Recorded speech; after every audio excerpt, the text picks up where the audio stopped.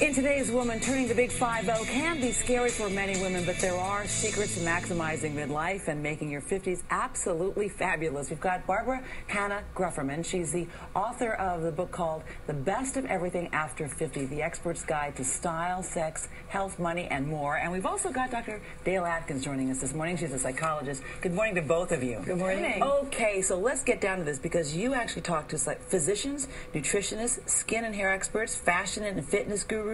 All of this, Barbara, trying to look at what are some of the best things that women moving into their 50s can think about to make their lives better. What an opportunity.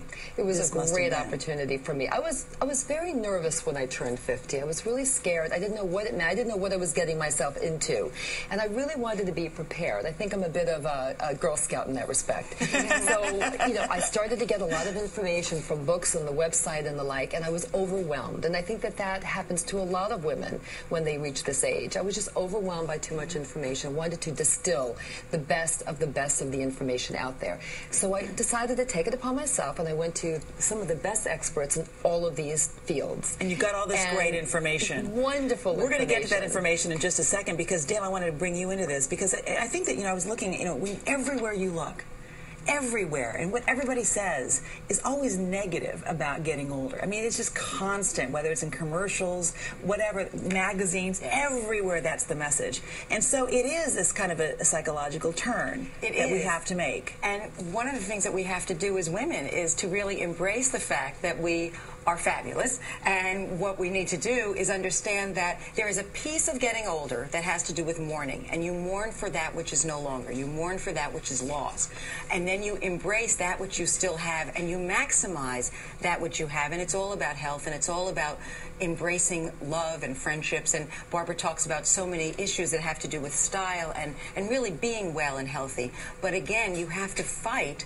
that which has been given to us subliminally as well as overtly, and we have to say this is not appropriate for us, it's not healthy for us, and it doesn't matter. So let's think about this as a rebirth. Let's think about this as a rebirth. Yes. We've lived the first century, okay? Now we're babies again, and we're learning then how to live these I mean, great it really years. harkens back to the other change that we went through, puberty. Right, exactly. We brought a bunch of different so you have your specific ideas ideas because we want to help women understand that you've got 5 life-changing things that you learned, and they're fundamental. And you talk about you say go for regular medical checkups and screenings. That's just a given. Absolutely, because if you don't have good health, you really don't have a full life. And we want to live a very long, active life, not just be alive. And that's really a very important point. Have a basic fitness program. So what is the best for women? You really don't need to 50s? spend a lot of money, and this is really important in this economy, on staying fit. You can buy a simple pedometer and walk 10,000 steps every day. Just make sure you're doing that. How long does it take you to do that?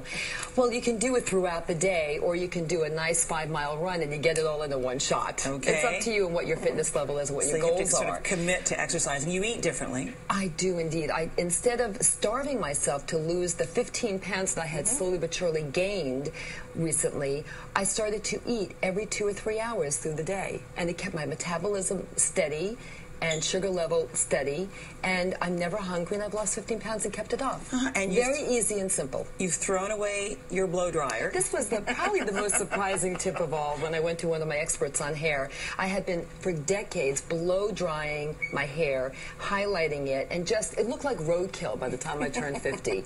What do? She said, throw away your hair dryer and only shampoo your hair once a week. The other times use conditioner and water. We both found that very surprising. But I have to say it works. My hair feels better. It looks better. I've let it be what it was meant to be. Now I no longer fight it, which is another aspect of being 50. Don't fight who you are. Don't fight being 50. Be the best 50 you can be. You're not 30. Right. Don't try to look 30. The idea is to really embrace who you are and to understand that as we get older, there's so much that we incorporate from our life experience. And what we know about women who get older and who age well, men and women, but particularly women, is that they are wiser and they understand that their life experience is that which they can share, and they find an internal happiness if they not only run, because not everybody can run, but they do the cardio, they do the stretching, they do a mindful practice of going inside, and they keep weights in their life. You know, they have to keep, they don't want to weigh themselves down with people who are not good for them, but they lift weights. Absolutely.